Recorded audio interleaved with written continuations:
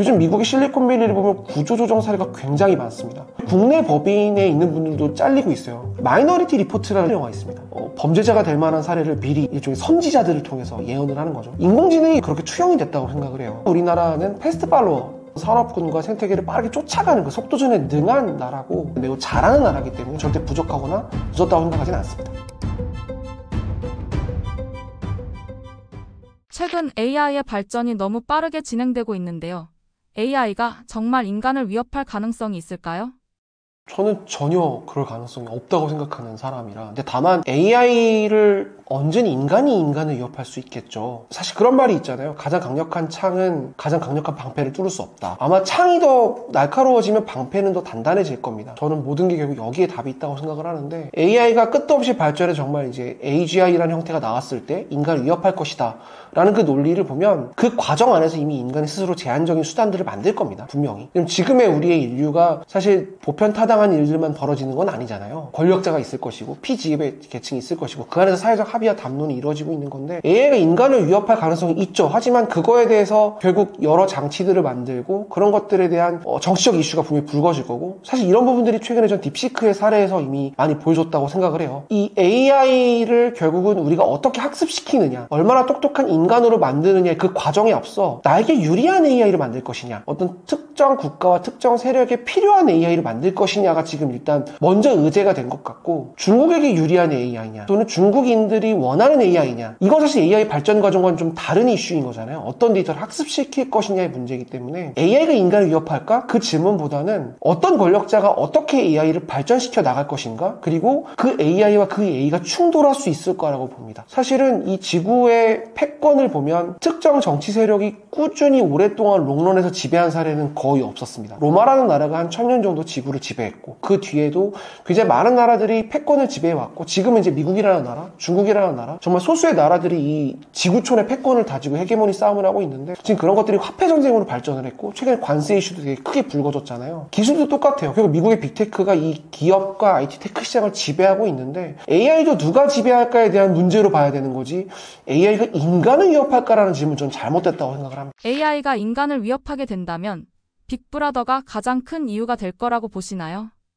빅브라더를 거의 모든 나라가 사실은 큰 정부로 코로나19 이후로 가고 있는 것 같아요. 특히 우리도 QR이라는 어떤 굉장히 소비자들이 쉽게 접근할 수 있는 서비스 때문에 식당을 가는데, 어느 카페를 가는데 그 이력들을 국가가 보고를 받은 걸 경험해 봤잖아요. 중국 여행 가시는 분들은 아마 아실 거예요. 우리나라 카카오톡이나 유튜브 같은 일종의 서방권 서비스들을 즐길 수가 없습니다. 그런데 중국 안에서는 굉장히 빠르게 현금 없는 사회를 이뤄냈거든요. 테크 기술 덕분인데, 대신에 중국은 굉장히 통제형으로 기술을 활용하고 있어요. 그리고 저는 우리나라도 곧 그런 흐름으로 갈 거라고 봅니다. 이거는 뭐 정치적인 성향의 이슈가 아니라요, 정책의 효용인 것 때문인 건데, 과거에 어떤 정책적인 어떤 자금을 투입할 때 그게 결국 정책 이반자들이 원하는 방식으로 발현되느냐 물어보면 아닌 경우들이 많았을 겁니다. 이런 쪽으로 우리가 경기 부양을 할 거라고 돈을 태우면 다른 쪽으로 소비하는 세대들이 분명히 있거든요. 근데 지금은 기술적으로 그런 것들이 가능해진 시대라, 이걸 반드시 지역에 있는 시장에서 쓰도록 정부가 유도를 한다면 가능한 시대입니다. 기술적으로. 이미 우리는 빅브라더에 놓여있는 상황이기 때문에 기술을 결국 누가 쓰느냐, 어떤 권력자와 어떤 정책 이반자가 쓰느냐에 따라 갈리는 거지. 그러니까 즉, AI가 인간을 위협하고 AI가 빅브라더를 만들고 AI가 인간의 통제를 더 강화하고 주어가 바뀌었다라는 거죠. 사람일 겁니다. AI는 절대 주어가 되지 않을 거라고 생각합니다. AI가 인간의 통제를 벗어날 가능성이 있다면 어떤 방식으로 그런 일이 벌어질까요? AI가 인간의 통제를 벗어나는 방식의 오류는 사실 당연히 있을 거라고 봅니다. 당연히 오류가 있을 거고 그 안에서의 사건 사고도 분명히 있겠죠. 최근 휴머노이드 로봇 얘기가 나오고 있는데, AI가 더 앞서서 보급되는 쪽을 모빌리티 쪽으로 생각하는 분들이 많아요. 지금 자율주행이라든지 UAM이라든지, 아무래도 더 양극화 사회가 진행이 되면 더 도시화가 더 급진될 거고, 그러면 결국 이 모빌리티가 굉장히 중요한 어떤 수단으로 떠오를 텐데, AI가 적극적으로 활용을 되면서 어떤 인간의 이동, 자본의 이동을 효율적으로 관리하는 기술과 플랫폼들이 나오기 시작할 겁니다. 그 안에서 오류가 발생하면 사고가 날 거고요. 쉽게 말씀드리면 테슬라의 자율주행 차들 중에 사고를 발생하는 차들이 지금 분명히 있습니다. 그 모수가 많다고 볼 수는 없지만 그런 기술적인 오류들은 분명히 있을 거기 때문에 저는 AI 시대에도 분명히 그런 일들은 벌어질 거라고 보고요. 그리고 그런 예상할 따라가지 못할 행동들 때문에 우리가 AI를 두려워하고 또 뭐 챗봇의 인종차별 발언, AI 금융 서비스 오류 이런 부분들을 말하시는 부분들이 있는데 그렇다고 AI가 통제 불가능한 상황으로 가서 우리 인류를 위협할 것이다라는 건 전 전혀 동의하지 않습니다. AI를 컨트롤하는 AI가 있을 거고요. 그건 인간이 결국 그 엔드 딴에는 인간이 있을 거기 때문에 저는 AI가 주어가 되는 상황에서 인간의 통제 이슈는 크게 두려워할 건 아니다라고 생각을 합니다. 그렇다면 AI가 인간을 직접적으로 위협하는 강한 인공지능이 등장할 가능성은 얼마나 될까요? AGI를 그냥 사실 심플하게 말씀드리면 정말 똑똑한 사람의 버금가는 정도의 두뇌를 지닌 AI라고 표현들을 많이 하시는 것 같아요. 다만 아직 AGI의 단계와 서비스를 우리가 눈으로 보거나 피부로 체감한 적이 없기 때문에 사실은 샘 올트먼마저도 AGI에 대한 평가와 분석에 대해서는 여러 가지로 갈릴 수 있다는 이야기를 여러 번 하시거든요. 그렇기 때문에 당장 우리가 AGI를 정의할 수는 없지만 정말 사람보다 똑똑한 AI 그리고 우리가 피상적으로 접하는 AI를 넘어서 우리가 알지 못하는 상태에서 자연적으로 자동화가 되는 서비스들이 전 AGI가 될 수 있다고 생각을 합니다. 사실은 일반 AI와 AGI에 대해서 궁금해하시는 분들이 많은데 저는 지금 일반 AI와 AGI 거의 중간단까지 오고 있다고 생각을 합니다. 왜냐면 이게 기술적인 이슈와 실제 AGI를 서비스단에서 구현이 가능한지 아닌지에 대한 이슈가 또 아니라고 생각을 하기 때문에 왜냐면 요즘 소버린 AI라는 게 있어요. 이게 뭐냐면 AI를 학습시키는 데이터에 어떤 국가와 민족과 문화를 조금 반영을 해야 된다라는 목소리인 거죠. 대부분의 분들이 모르시는 것 중에 하나가 사실 자본에도 국적이 있습니다. 우리는 잘 모르지만 개인들의 자본이기 때문에 이거는 내 돈이지 국가의 돈이 아니다라고 생각하는 분들이 많은데 국가주의적인 시각으로 접근했을 때 자본에도 분명히 국적이 존재하고 이젠 데이터에도 저는 국적이 있다고 생각을 해요. 그리고 AI에도 국적이 있을 거고요. 그 AI가 AGI로 나아가는 단계에서 지금 그 이슈가 불거지고 있다고 생각을 하거든요. 이제는 정말 AGI가 기술적으로 불가능하다, 가능하다의 문제가 아니라 AGI로 넘어가는 그 단계에서 인간이 홀드 버튼을 누른 게 아닌가라고 저는 생각을 하고 있어요. 그래서 수십 년 내에 무조건 가능할 거고요. 그 수십 년 내에 가능하다라는 거는 AI를 두고 어느 정도 국가 간 패권 경쟁이 치열하게 전개되고 있는 상황에서 나름의 룰이 정해졌을 때일 겁니다. 지금은 룰이 사실 별로 없는데 우리나라도 AI 기본법이 최근에 국회를 통과를 했어요. 이 AI 기본법이 통과가 되면 이제 우리가 AI를 통해서 만드는 콘텐츠라든지 AI를 만든 저작권에 대한 모든 것들을 이제는 일종의 워터마크 방식으로 표시해야 되는 일들이 벌어질 겁니다. 우리나라도. 그렇다면 AI에 대한 어떤 국가적인 관리와 통제가 더 강화될 거고 그런 부분들을 거쳐야만 AGI로 갈 수 있을 거예요. 저는 그렇게 생각합니다. 영화에서 보는 AI가 인간을 지배하는 미래가 현실적으로 가능할까요? AI가 인간을 지배하는 미래는 당연히 꿈꿀 수 있고 현실화될 수 있다고 봐요. 근데 이제 다만 그 주체가 AI가 아니라 AI를 갖고 있는 누군가로 저는 바꿔야 된다고 생각을 하고 그게 빅테크가 될 수도 있을 것이고 아니면 정부가 될 수도 있을 것이고 아니면 정말 특정 권력자가 될 수 있을 거라고 생각을 해요. 다만 그 주체에 반드시 AI가 얹어져 있을 거기 때문에 우리가 이거에 대해서 AI가 인간을 지배하는 미래라고 말을 해야만 그 리스크로부터 빠져나갈 수 있는 사람들이 있을 거라고 봐요. 저는. 즉 AI에게 미루는 거죠. 다만 우리가 그런 것들을 잘 캐치해야 된다고 봐요. 그래야 그 AI를 갖고 어떤 생태계와 어떤 상황을 지배하려고 하는 사람에게 책임을 묻고 그거에 대한 당연한 사회적 비용을 요구할 수 있기 때문에 쉽게 말씀을 드리면 AI를 얹은 기업이 인간을 지배하고 AI를 얹은 국가가 지구촌을 지배하는 건데 그거에 대한 책임을 당연히 물어야 되고 사회적 효용, 특히 인간 노동의 소외화에 대한 부분도 우리는 이제는 어느 정도 비용을 받아야 되는 단계라고 생각을 해요. 요즘 미국의 실리콘밸리를 보면 구조조정 사례가 굉장히 많습니다. 심지어 국내 법인에 있는 분들도 잘리고 있어요. 그러니까 미국 빅테크의 국내 법인이죠. 특히 그런 유한 회사들 같은 경우는 사실 우리나라 노동법에서 좀 보호받지 못하는 분들도 계신데 그런 부분들이 잘려나가는 거를 보면 지금 빅테크가 정말 어마어마하게 인간의 소외화를 주도하고 있는 거거든요. 인간 노동을 이렇게까지 빠르게 배제시켜도 되나? 그리고 그거에 대한 어떤 사회적 책임이라든지 그런 것들이 지금 되게 빠져나가 있는 상태인데 그런 거에 대한 과세 내지는 인간을 보호할 수 있는 그런 직무, 직책에 대한 최소한의 요구? 정말 그런 것들을 기업에게 이제는 우리가 물려야 되는 시대인 거죠. 그런 것들을 고민해야 되는 시대가 이미 왔다고 생각을 합니다. 앞으로 AI를 어떻게 받아들여야 자연스럽게 AI 기술에 적응할 수 있을까요?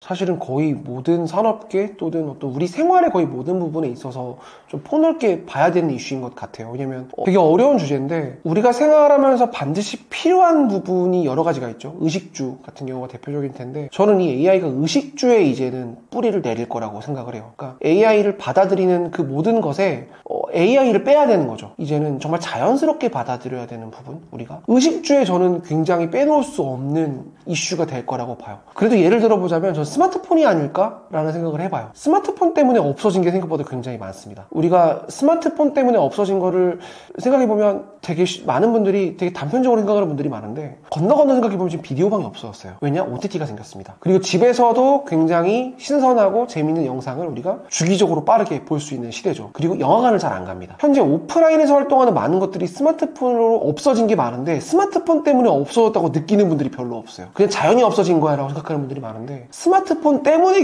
결과적으로 그런 것들이 없어졌다고 생각하고, 그 스마트폰이 왜 우리에게 이렇게 우리가 느끼지 못할 정도로 필수품이 됐느냐, 거기에 보면 결국 5G라는 굉장히 빠른 통신망이 존재했거든요. 통신망은 사실 눈에 보이지는 않아요. 그리고 이거는 사실 공기 중에 머물러 있는 것이거든요. 저는 그게 AI가 될 거라고 봐요. 우리의 눈으로 보이지 않는 AI가 스마트폰 같은 거를 계속 만들어낼 거예요. 하나의 AI 에이전트가 하나만 있는 게 아니라 모든 곳에 AI 에이전트가 깔리는 거예요. 마이너리티 리포트라는 옛날 영화 있습니다. 톰 크루즈가 나오는 영화인데, 굉장히 오래된 영화인데, 범죄자가 될 만한 사례를 미리 이제 일종의 선지자들을 통해서 예언을 하는 거죠. 왜 그거 선지자로 도입을 했는지 잘 모르겠는데, 인공지능이 결국은 저는 그렇게 투영이 됐다고 생각을 해요. 앞으로는 많은 것들을 상상하고 유추할 수 있을 텐데, 그런 것들이 AI를 통해서 일종의 논리적 명분을 탑재할 거라고 봐요. 우리의 되게 유약하고 유한한 인간의 뇌에서 그치는 게 아니라 우리의 보편적 사고를 매우 확장시키는 어떤 계기가 될 거기 때문에 AI는 정말 공기 중에 있는 거다. AI는 우리 모든 것에 스며들 것이다. 저는 그렇게 말씀을 드리고 싶습니다.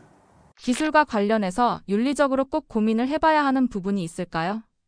보편타당한 이슈가 사실 시대적으로 계속 바뀌는 게 있는 것 같아요. 어떤 특정 시대에는 이런 이슈나 이런 상황에 대해서는 넘어가는 부분들도 있었는데, 또 요즘의 세대, 그리고 요즘을 살아가는 분들에게 절대 용납할 수 없는 부분들이 있죠. 공정성이라는 부분도 마찬가지인 것 같아요. 윤리라는 것들은 결국 일종의 최소한의 우리가 지켜야 될 것 중에 하나로 사실 이제 법을 뽑는 분들이 많은데, 사실 거기서 더 나아가면 이제 도덕과 윤리로 발전해 나아가는 거죠. AI에게 결국 어느 수준까지 우리가 이런 것들을 묻고 탑재할 것이냐에 대한 질문도 일단 당장은 법을 적용하는 것부터가 시작점이 될 거라고 봐요. 다만 법이라는 거는 국가마다 또는 인종마다 지역권마다 다 다르죠. 미국도 주마다 법이 다 다릅니다. 그렇기 때문에 일단은 AI를 대중화하는 데 앞서서 그런 것들에 대한 사회적 합의, 그 사회적 합의가 쉽지 않으면 기본적인 법률서부터 접근하는 게 저는 맞다고 보고, 우리나라도 실제 그런 부분들이 진행이 되고 있어요. 앞서 말씀드렸던 AI 기본법, 그리고 이제 AI를 어떻게 적용하는지에 대한 부분들이 이제 우리도 굉장히 많은 사회적 논의가 시작이 될 겁니다. 그런 부분들에 대한 고민이 이미 이루어지고 있고, 우리가 그런 걸 계속 서치하고 봐야겠죠. 윤리라는 게 바뀔 수 있는 거기 때문에. 현재 대한민국의 AI와 관련 법제화는 빠른 편인가요? 저는 사실 우리나라가 빠르지 않다라는 언론들의 지적들, 저도 사실 잡지사를 운영하고 있는 사람인데, 그 부분에 대해서는 사실 조금 생각이 다른 부분이 있는 게, 기본적으로 우리나라는 패스트 팔로워, 어떤 산업군과 생태계를 빠르게 쫓아가는 그 속도전에 능한 나라고, 그런 기업들이 다수 경쟁력을 갖고 지금까지 이 수출주도 산업을 이끌어왔기 때문에 저는 AI 시대도 크게 다를 거라고 생각하진 않아요. 일단 기술의 진보 관점에서 우리가 먼저 주도하는 거를 많은 분들이 바라지만 여건적으로 쉽지 않을 수도 있을 것이다. 언어적인 부분도 분명히 있고요. AI가 있는데 언어적 허들이 그렇게 중요해라고 하겠지만, 언어가 결국 인간의 어떤 생활 습관이라든지 어떤 생각의 사고의 흐름을 많이 영향을 준다고 생각을 하거든요. 영어와 우리나라를 봤을 때 이거는 정말 언어를 잘하냐 못하냐의 문제가 아니라 그 나라의 역사, 우리가 어떻게 성장해 왔느냐에 대한 그런 담론의 문제이기 때문에, 저는 AI의 윤리, 그리고 AI를 바라보는 것마저도 우리가 빨리 간다라는 생각보다는 잘 쫓아가는 게 더 중요하다. 그리고 그런 부분은 우리가 매우 잘하는 나라이기 때문에 전 절대 부족하거나 늦었다고 생각하지는 않습니다.